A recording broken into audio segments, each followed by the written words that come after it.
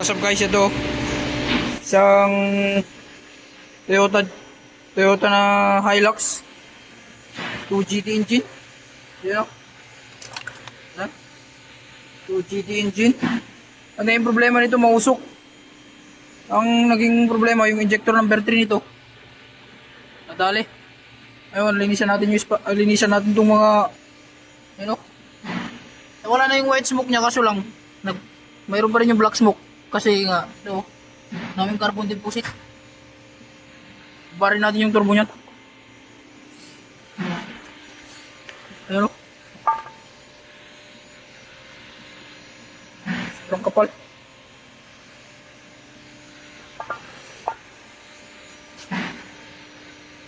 Ayun, so ibabarin natin tong turbo. Barin natin tong turbo na to para malinisan. Para minsan na lang. Saka sobrang itim yung kan eh. Ayun o, grabe na yung sabay tambutso. Grabe na yung kanyo. Baba natin tong tambutso mamaya para malinisan din. Yun. Update ko kayo guys pag natapos ko na to. Gusto mangyari ng supervisor, tapusin ngayong araw na to eh. Sinabihan ko siya, check ko kung kaya. Hindi ko sure. Ito. Update ko kayo guys pag nalinisan ko na lahat yan.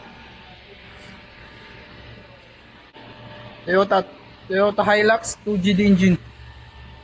Update ko guys pag tapos na to. So what's up guys, ito na. Tanggal ko na yung turbo dito sa yung mga exhaust nya.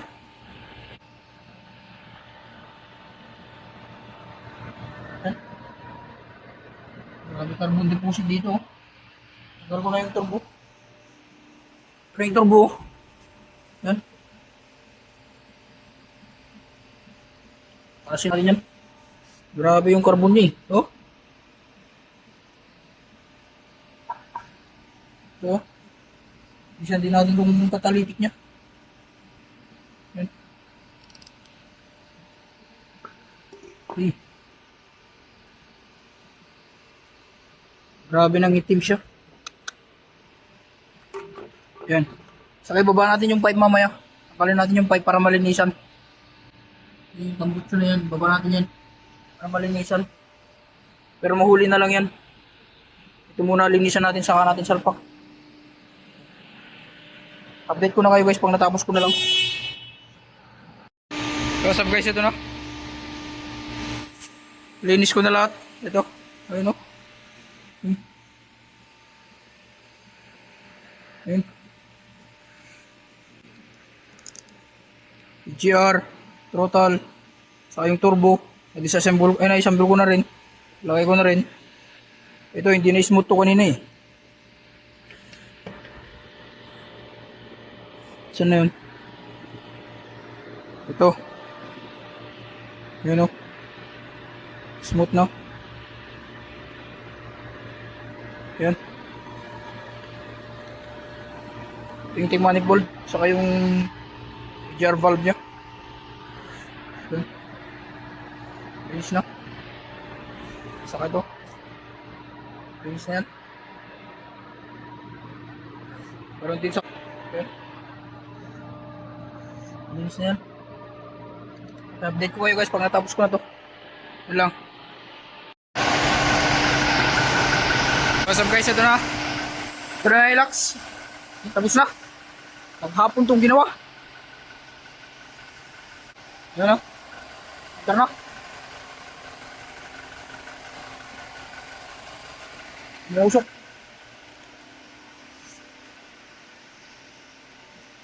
Ito.